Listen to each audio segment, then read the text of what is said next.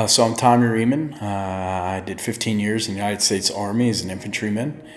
I got out in 2014 as a staff sergeant. I'm a Silver Star and Purple Heart recipient. In 2003 in Iraq, I was shot in the arm and the chest and a bullet in the head and 11 pieces of shrapnel while protecting my men in a firefight. And all 8 of us survived, and I received the Silver Star and Purple Heart for it. I got to do some amazing things. I became an action figure and a video game character in a game called America's Army. I was in a movie called Halfway Home, a documentary about my struggle back into society.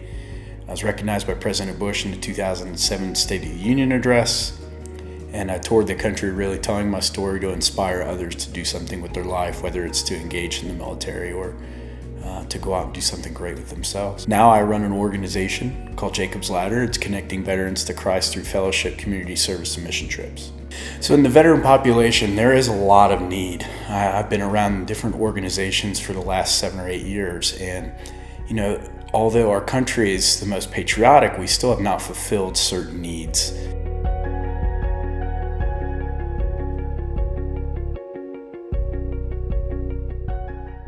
There's multiple treatments that are out there that are proven that work. They're just not your traditional studied treatments. And if we took the time to do the traditional research, which, I understand there's a reason to do research, but, to take 7 to 10 years in the way our government and Congress works at 22 a day, that adds up. And, knowing Don and knowing stem cell and hyperbaric oxygen therapy, the treatments that are proven to work, there's no reason for us to drag our feet. So I'm repurposing myself to ensure that veterans are going to receive adequate treatment, especially a regenerative stem cell. One is to educate and research and provide cutting-edge health and wellness to veterans, the impoverished, and athletes. A lot of education needs to be done around it, just because when you hear stem cell, predominantly you think of the type that you need to go out of country. And what I love about this is it's extracting from your own body and re-injecting it into the aided place or intravenously. So it's not a drug. It's my favorite thing about it. But it's proven that it works, and it's being done right here in our backyard. This fund needed to happen just because so many people can't afford this adequate treatment. It's not that expensive in the grand scheme of things, but in today's world and healthcare not being covered, the normal veteran or normal human being can't afford it. So we want to created this fund to make sure that people get this treatment immediately. Why should they wait?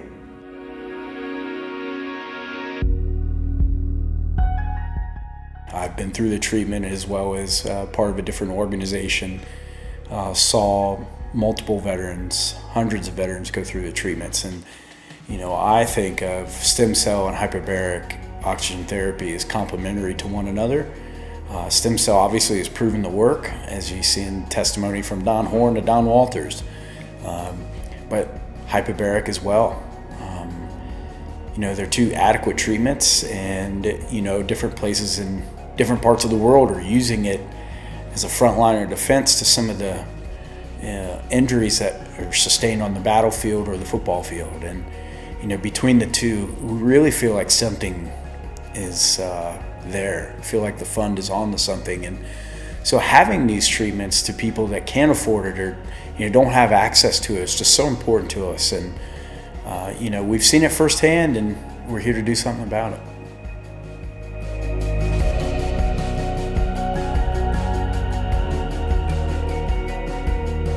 I met Don a couple years ago, and he was the first person I'd met with MS, especially due to chemical exposure. And Don had taught me so much. I was lucky because I received physical wounds. They weren't the type of injury that Don has. Don was perfectly fine one day and woke up and couldn't walk the next day. The things that we take for granted every day. So I've gotten really close with Don and understand the struggles he and his wife face on a daily basis.